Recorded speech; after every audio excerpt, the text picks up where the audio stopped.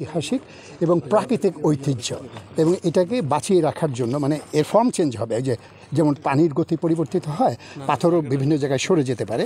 তো সেইটাকে মূল চিন্তায় নিয়ে যে কত ফুট বায়ে ডাইনে বা পশ্চিম পূর্বে যেতে পারে সেটা হিসাবের মধ্যে নিয়ে তার বাইরে গিয়ে ইকো ট্যুরিস্ট যদি কোনো স্পট করা হয় বা কোনো ব্যবস্থা করা হয় সেটা করতে হবে ওটা একেবারে ভালনারেবল জায়গা, মানে যে কোনো সময় কি বলে বাংলাটা আমার ঠিক মনে নেই, মানে প্রবলেম হতে পারে, সেন্সিটিভ এরিয়া। তো সেই জায়গাগুলো বাদ দিয়ে তার বাইরে গিয়ে ওই ইকো ট্যুরিজমের ব্যবস্থা করা যেতে পারে। সেখানে ট্যুরিস্ট আসতে পারবেন, কিন্তু সেটাও সীমিতভাবে, যে প্রতিদিন বিশেষ করে শুক্রবার বা ছুটির দিনে কতজন ট্যুরিস্ট আসবেন তার জন্য কোথাও একটা গেট থাকতে হবে, যে একটা মাত্র গেট দিয়ে লোকজন আসবে, বড় গেট, অনেক গেটের লোকজন থাকবেন। যদি টিকিটের ব্যবস্থা সরকার করতে চায়, 2 পয়সা আর্ন করতে চায়, নো প্রবলেম ইন ইট, কিন্তু সেটা বলে দিতে হবে। এবং সেইখানেই যেখানে এই ব্যারিয়ারটা থাকবে, প্লাস্টিক নিয়ে কেউ ভিতরে ঢুকতে পারবে না।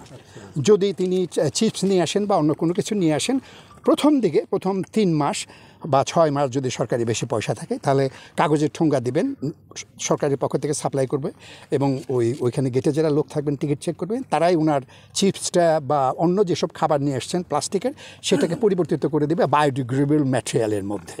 বাইরে ওই এলাকার বাইরে যেমন জুটের ব্যাগ খুব অল্প দামে, আপনারা সাধারণত ট্যুরিস্ট এরিয়াতে গলাকাটার দাম চান, তো ট্যুরিস্ট সেটা আপনাদের পক্ষে যায় না, আপনাদের বিপক্ষে চলে যায়। কাজে ওই ধরনের একটা খুব অল্প পয়সায় যেন একটা সালার ব্যাগ নিয়ে আসতে পারেন, ওনার খাবার তার মধ্যে নিয়ে আসলেন, সেইভাবে কন্ট্রোলটা করতে হবে।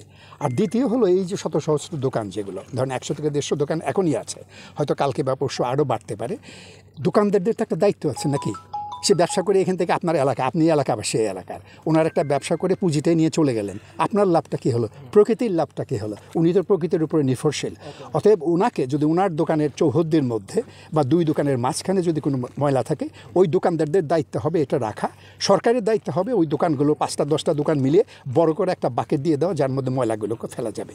এবং ময়লাটা দিন শেষে সরকারিভাবে বা নিজেরা কমিটি করে ব্যবস্থা করতে হবে, উপরে দূরে কোথাও নিয়ে গিয়ে রাখা, যেটা সরকারের যে বিভিন্ন বিভাগ আছে তারা ওই জিনিসটাকে কীভাবে প্রসেস করবেন তারা সিদ্ধান্ত নেবেন।